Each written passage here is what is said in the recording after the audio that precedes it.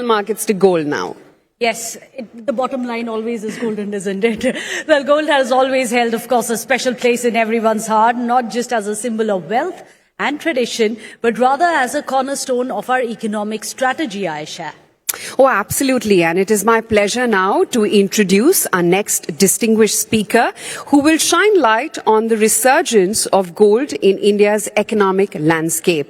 A visionary leader in the world of business and industry, our next speaker, ladies and gentlemen, helms the reins of PNG Jewellers, a renowned jewelry company with a very rich heritage dating back to 1832. Under his leadership, PNG Jewellers has in fact expanded its footprint to over 30 countries, transforming it into a billion-dollar enterprise.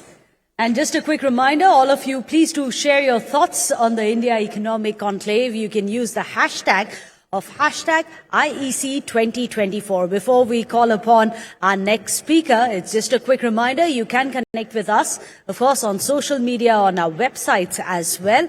Hashtag IEC 2024, that is what you can use. Please do remember to tag us as well.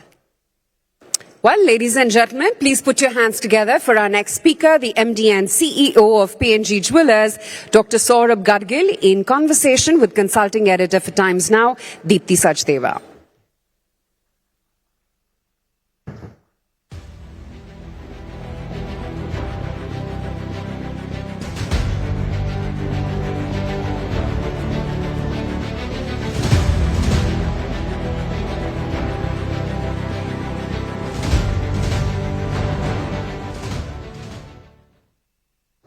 Hi, good afternoon. As we were just walking up, I was just looking at Saurabh and seeing if he's wearing any gold. But, you know, he told me nothing as such that is really visible.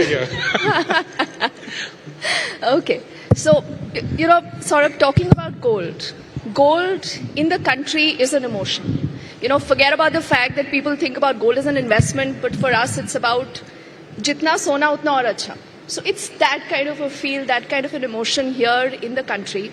At a point where you're looking at, you know, economies, perhaps worried about a lot of other things, one thing that does not disappoint anyone is gold. So what is it about this yellow metal, what is it about gold that has, you know, created this gold rush of a sorts? Good afternoon, everybody. See, like you said, gold, the color yellow, signifies the power of sun. I think gold is eternal, and we have seen from, you know, thousands of years that gold has been used in human emotions, in human transactions, in different, you know, in commerce, and it continues even today. Gold has changed forms. Gold used to be a currency. Then gold became, you know, backed by currency. Today, gold is, I mean, currencies are free today. But what remains constant is the investment which in gold, which people love. The fact that gold is a finite asset, it's a real asset. It has multi-use. At the same time, it is something which stands the test of time. It's anti-inflationary. It's a commodity, it's a metal which will stand the test of time. And we have seen that it's not gold rush today, the rush has always been there. And I think especially during times of uncertainties, during economic uncertainties, during geopolitical uncertainties, gold is what is sought after.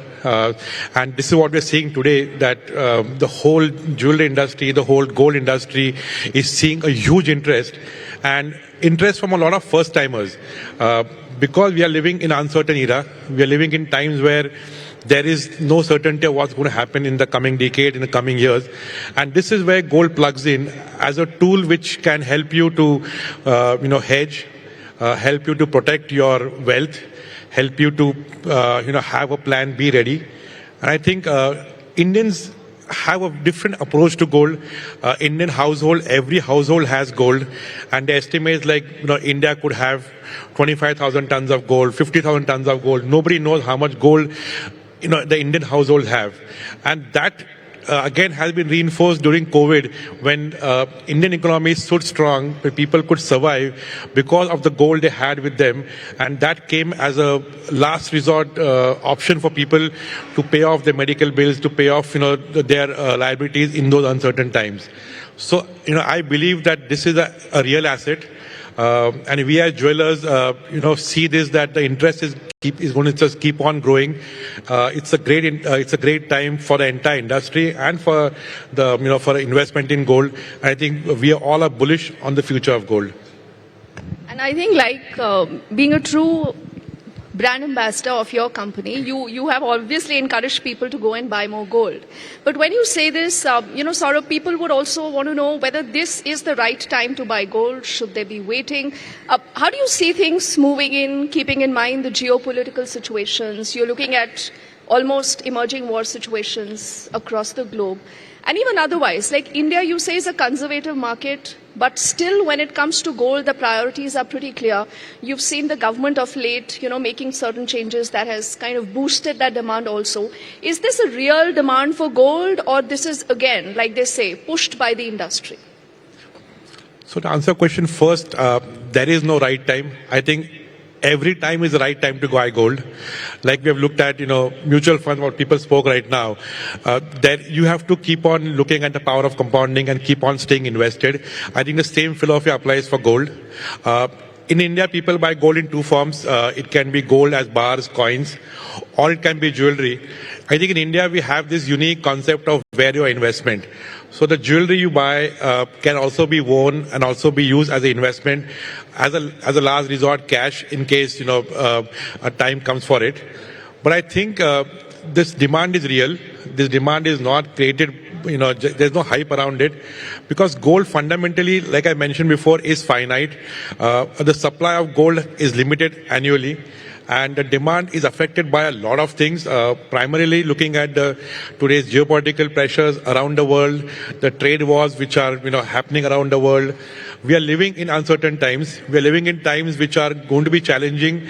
The world is going to see a lot of challenges on different fronts, and one has to stay diversified. So the risk which an investor is going to face has to be diversified. And I think in that, gold is playing a very important role in everyone's portfolio. This is not only said by, if you had a grandfather telling you that, stay invested in gold, have some gold. But today, financial consultants, industry is talking about it. And I strongly recommend that people should have investment in gold as a part of their entire portfolio. Fortunately, in India, jewelry also is an investment. You'll be spending, some 15-16% on making charges. But beyond that, it's the metal which will remain with you. Period of time, the metal will give you that benefit of appreciation and also of adornment. So this is a unique opportunity which India has. And if you look at Indian households, be it people even below poverty line, everyone has some gold in their households. And this, I think, also goes back to a tradition of, having gold as a part of, weddings, gold as a part of, your status. So the habit of was inculcated long ago of, buying gold, buying jewelry, keeping it in the house.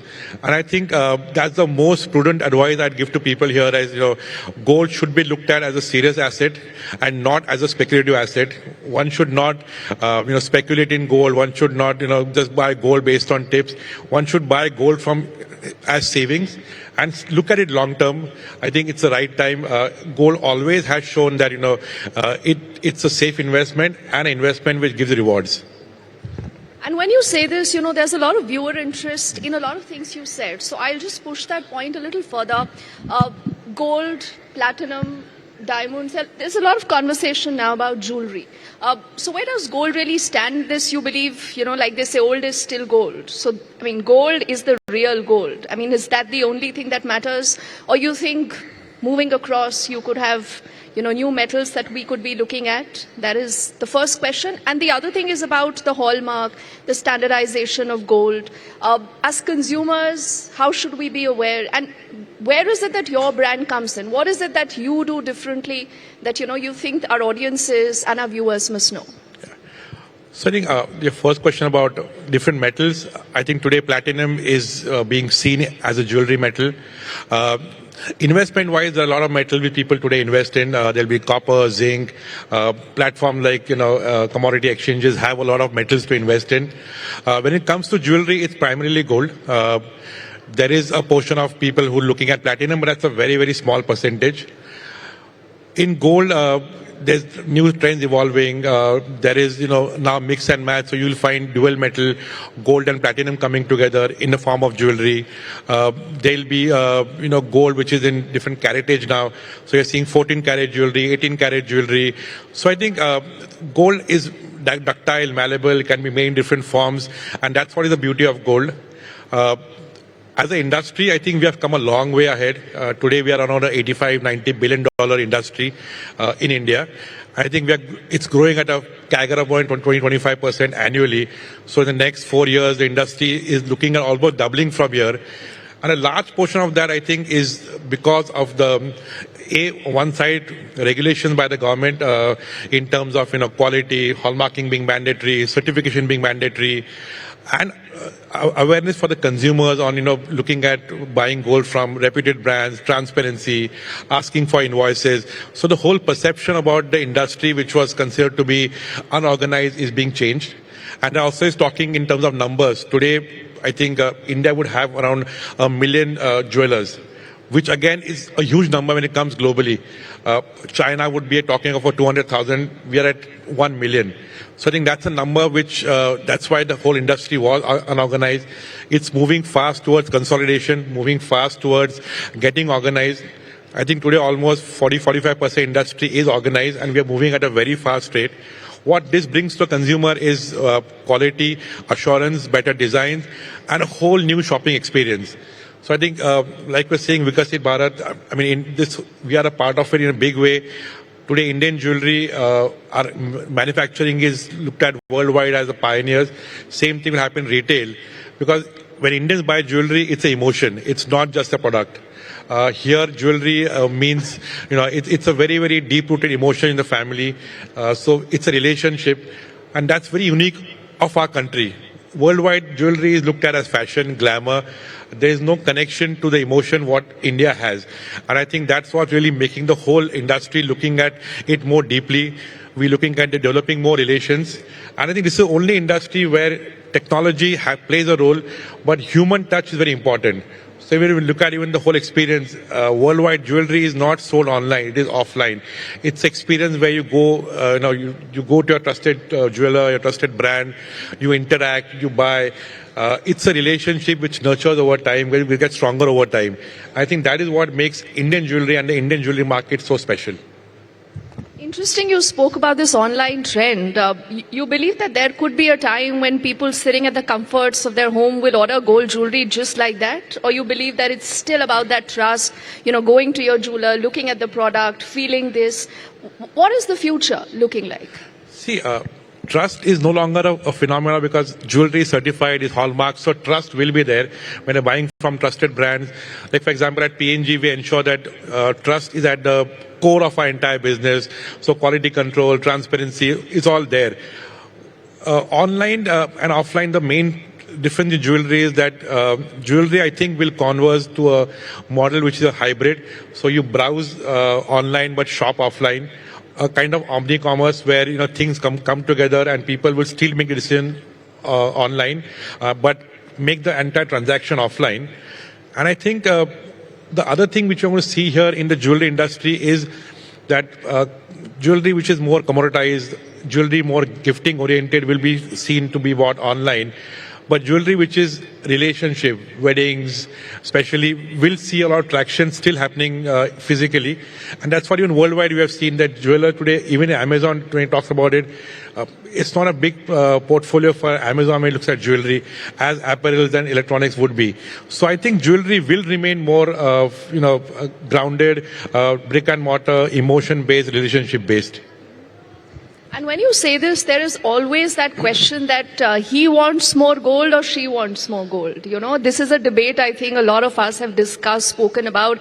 Is it men who, in their hearts always want more gold, or is it just women, as women are actually expected to?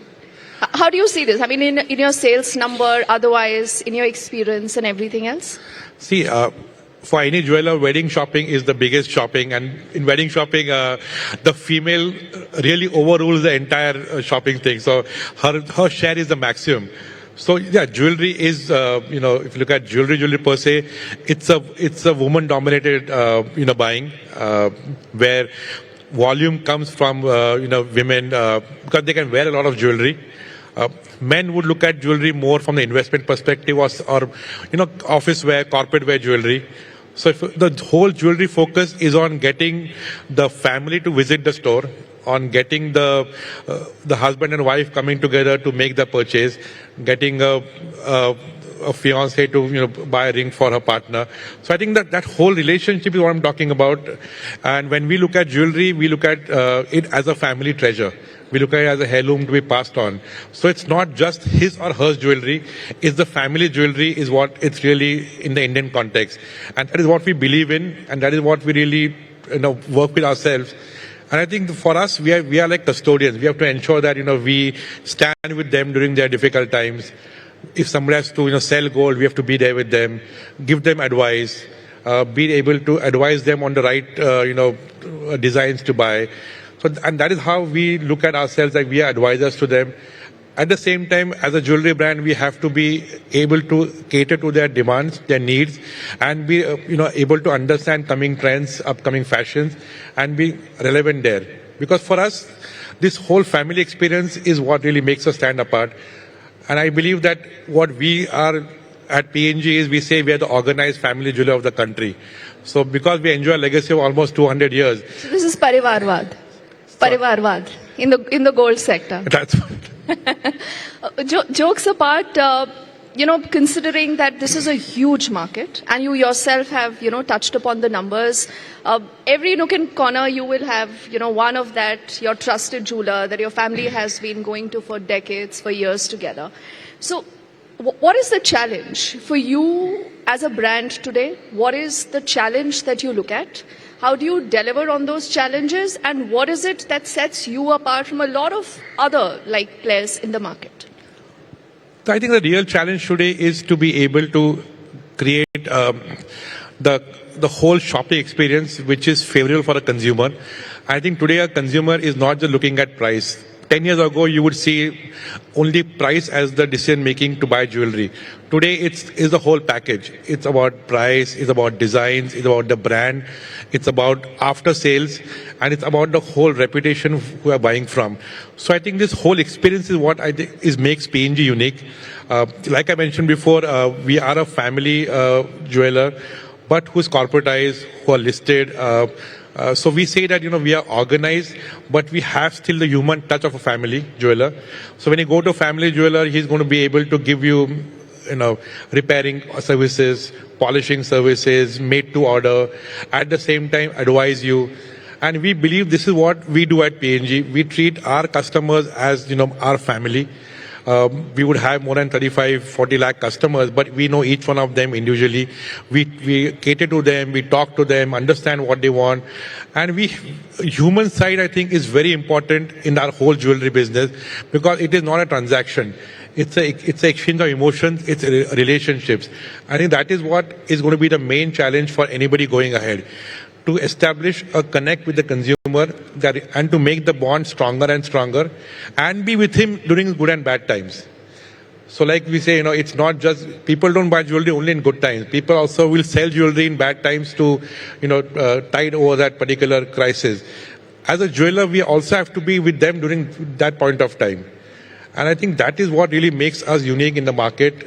And again, the whole legacy of 20 decades is what makes us understand designs, understand psyche, relationships with families.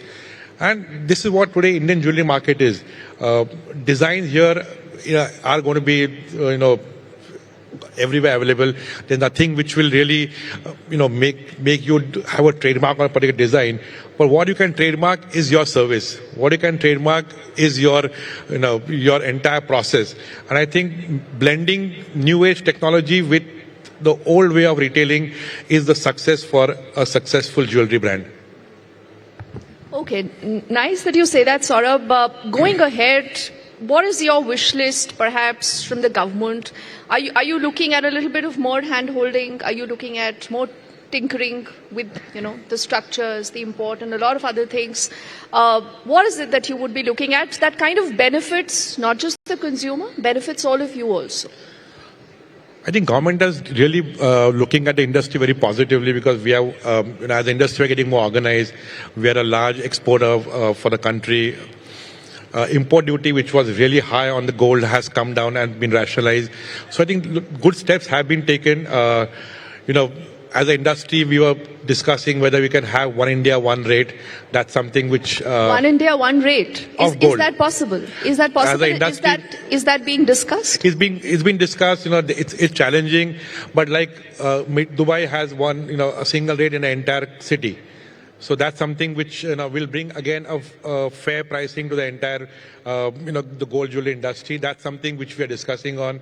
I think another thing could be, looking at India is still not a price maker in gold. We are more of a price taker. So that's something which the government is really working on to have make in India gold bars. The Indian exchange will start, being able to command a position where we can start making prices. The exchange here in Gift City can be able to, have buyers and sellers and be an active price maker. So I think a lot of steps have been taken. Jewelry on EMI, can that be a reality? So I think the whole focus by the government is to look at the industry in a positive way. I think we are happy with that, and we would really work with the government again to keep on getting the industry, and we want this to be recognized as an industry, and maybe in the future we may have a ministry for the gem and jewelry industry. Okay, that's quite a thing. Now, when you've told me, one nation, one election, we could have one country, one gold rate. But what stops us from not having that right now? What causes these fluctuations? What are the other derivatives that you people look at? And as a consumer, in case you actually have a one country, one gold rate, does that really benefit us? Does that change anything? See, definitely it will lead to uniformity. One India, one rate would definitely make people's confusion on gold rate go away.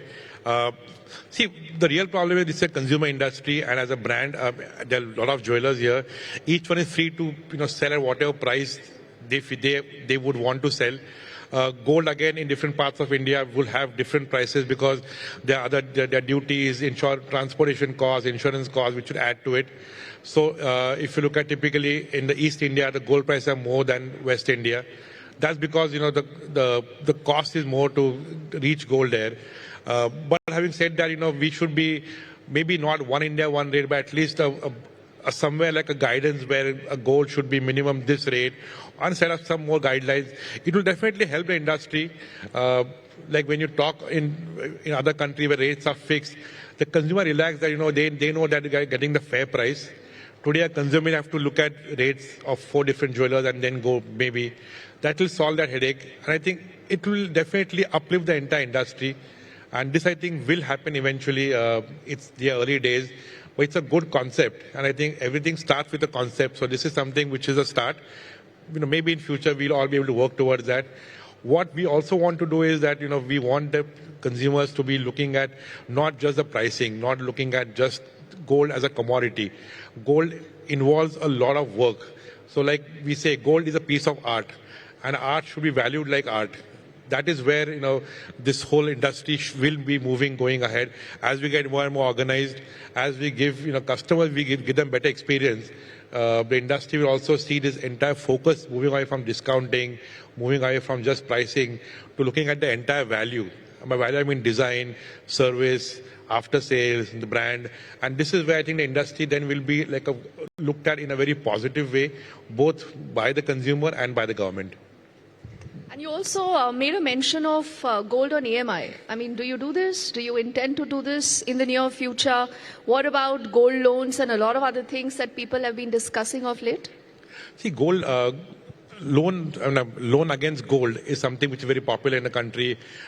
People use it on a big level. Masses use gold as that. That is one thing which I think is there.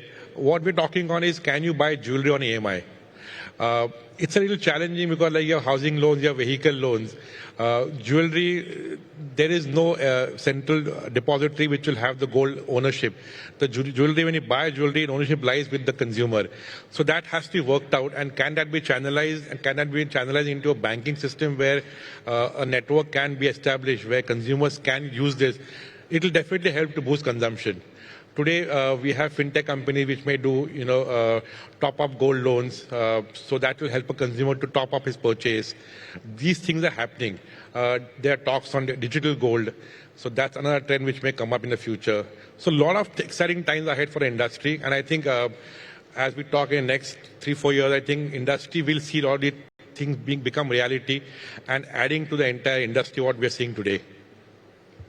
All right. I think this has been a fascinating and an enlightening conversation, much like the metal that continues to shine. Saurabh, thank you so much for your time. Thank you to all the audiences also for patiently listening. Thank you. Thank you.